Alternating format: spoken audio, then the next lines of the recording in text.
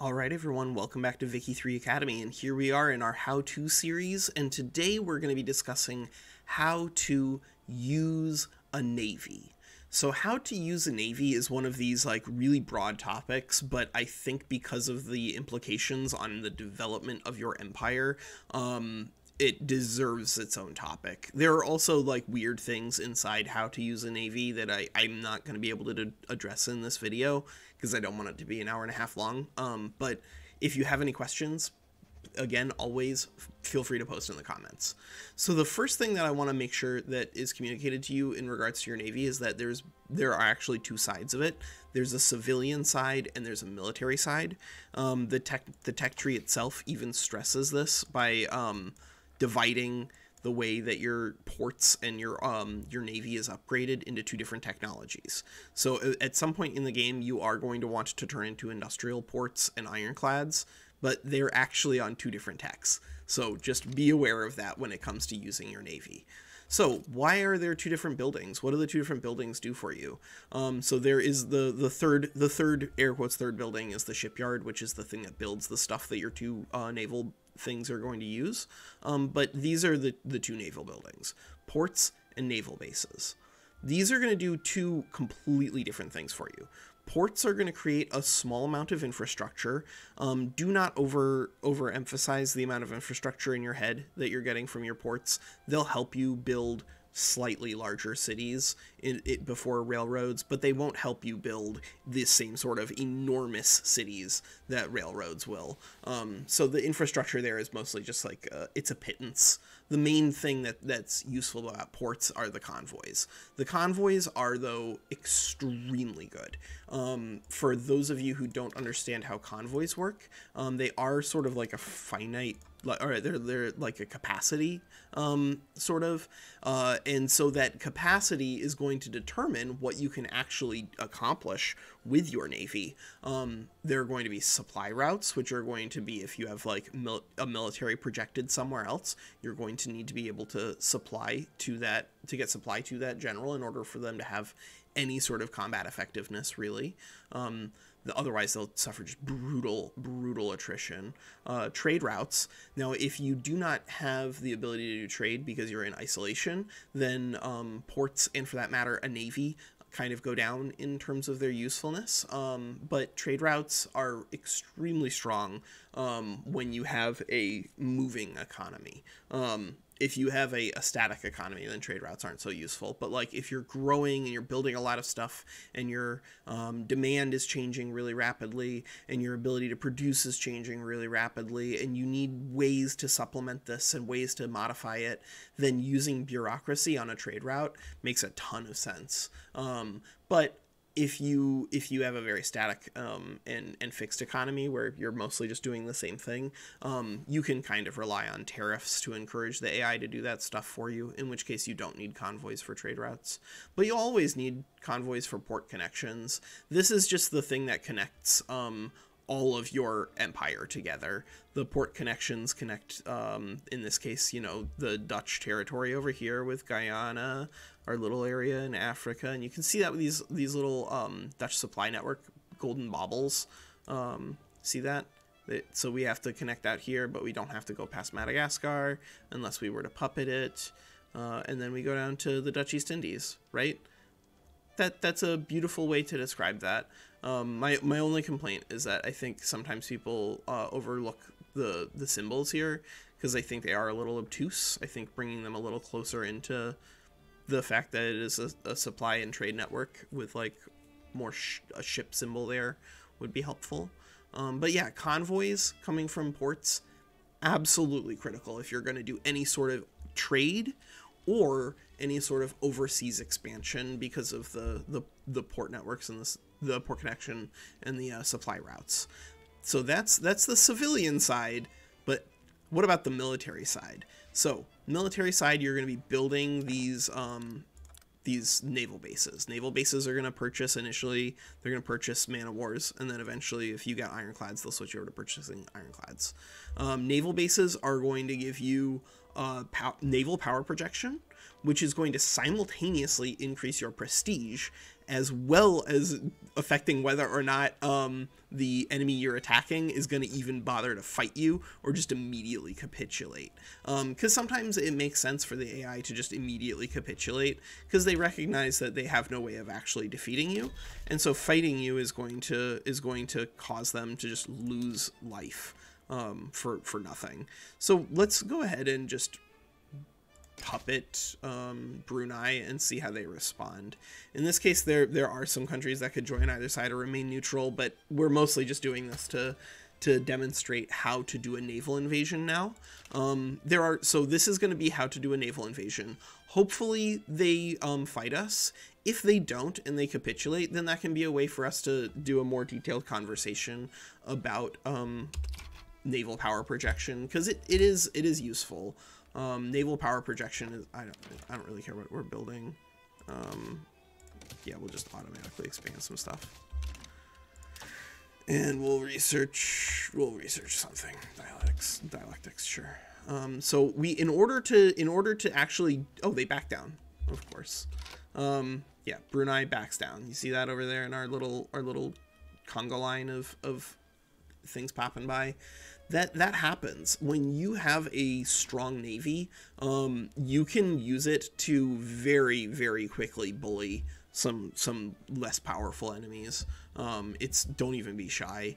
Like it's very easy to make puppets here, and by doing so, you can end up with a fairly large empire. So that was picking up Brunei. Who do we want to fight? Who we might be able to get? I guess if we can get Aceh to pull in, or Siak to pull in Portugal, then we can just make Portugal leave, and then we can just show off a naval invasion. That'll be fine. That'll be fine. So by puppeting like this, we are dramatically changing our economy. I'm gonna do another follow-up video on like why to puppet versus conquer. I think how to expand might be it. All right, good. So we got the Portuguese involved. They're not gonna run away.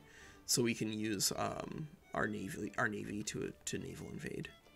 I'm not gonna add any extra war targets, both because I kind of don't really, oh well, maybe we could take treaty port. No, we can't take that. Oh right, we don't have our interest set there. That was bad planning on my part. If I had set an interest in South China, knowing that I might be fighting the Portuguese, I could have taken Macau, or similarly, if I'd set it in South India, I could have taken Goa. So be aware that that's something that you can do when you're paying attention to that stuff. But Engelbert Lucas, now he can do a naval invasion. So I have to choose a navy. Navies are always around. You don't activate them and mobilize them the same way that ground troops have to be mobilized. Rather, you have to just kind of activate them by sticking an admiral alongside them. You don't have to do that, but if you do, the combat effectiveness is going to go up, because you can actually use these missions. If you don't do that, then they just hang out in the immediate vicinity near their HQ, just defending, which is still useful. Do not underestimate the usefulness of that. But that is not the same as what we are about to do, which I think is probably going to do an import route of cannons, and then naval invade. I don't think that the Portuguese are going to be able to intercept us either. So now we've clicked on this dude, and we clicked naval invasion. And then we got to click somewhere in Siak. You have to choose one of these areas, one of these states. In this case, I could have invaded Aceh, or I could have invaded Siak. I don't think it's going to make a difference for the outcome of this invasion. I think really what it's going to boil down to is, does the Portuguese Navy stop us? Nah. All right, cool. Yeah, maybe we'll just oh, right. He landed.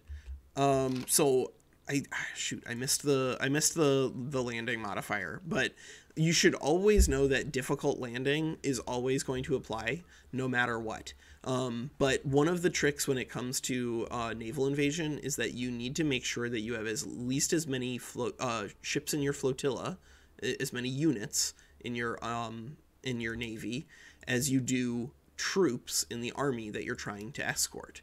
Otherwise, you're not going to be able to invade successfully, because you're going to hit this massive penalty, insufficient naval support. And that's what people are most frequently having problems with, and it's because they're trying to invade with 100 stack and like a 5 size navy, and you know that because the game doesn't tell you that is a problem, then people can have some frustrations with it. I think it's just a user interface thing. I think once that's done, then they'll be in better shape. All right, so we have successfully defeated them, and now we have this opportunity on how to use our navy. We could launch another follow-up naval invasion into Portugal, but we don't actually gain anything from doing so, because remember, like we don't have any war goals against them. But what we could do is we could raid convoys out here and just mess Portugal up, which I like doing that. I like hurting the people who dare to wage war against me. And so I'm gonna pop over to Portugal to see if I can witness the convoy being raided here. Hopefully the Dutch AI doesn't stop raiding. We stopped, the war stopped, unfortunately, but that's okay. We can do convoy raiding with another one. All right, awesome. So the UK has been watching this with great unease, seeing the Netherlands expand in the Dutch East Indies and whatnot. We're not gonna stand for that anymore. It's time that we transfer the subject here. Okay, we need to reduce our relationship. That's okay. We can do that. Damage relationships. Not a problem. Not a problem. Because what we're going to do now is I'm going to use this as an opportunity to show off why having a strong navy can be a big deal. Because not only is it going to allow me to potentially just bully the Netherlands and just giving me all of the Dutch East Indies all at once, but it might give me an opportunity to show off the strength of naval raiding. Because if we can just like destroy them with navy, it'll feel pretty good. It'll feel pretty good. We'll do cargo port too. Great Britain has so many problems with shipping. It's ridiculous. They benefit the most out of like almost everybody that I've seen from just like demanding treaty ports from everybody. Because you just have an enormous navy. Most people are not going to say no to you. If all you're doing is demanding navy, then again, to kick it back to the conversation about strength and the way that the AI evaluates strength, it's going to be in a combat, in any sort of Diplo play, it's going to be evaluating its strength versus yours in regards to power projection. It's also going to take into account the size of its gold reserves and if it's having radical problems. You know, look, we're not even really playing. We're just trying to educate people. Leave me alone. I wish there was a pseudo observe where I still have the ability to make it do the stuff I want. But here we're going to be fighting the Dutch momentarily, and hopefully they won't capitulate immediately, and hopefully we can show off convoy raiding. But if we can't, then we'll fight the United States, because there's a lot of convoy raiding you can do over there. Party will never end. Sure, why not? Why not? But it's exactly that it's exactly that naval power projection that helps Great Britain hold on to its position as rank 1 in the world. And you should be aware that this navy power projection, one, it scales off of your technology, of course, and so having access to ironclads is going to be really helpful for you. But two, you can have a giant navy when you have national militia, because it doesn't restrict your ability to build them. You can absolutely have a giant navy with national militia. So just be aware of that. All right, we will stop demanding or damaging relations.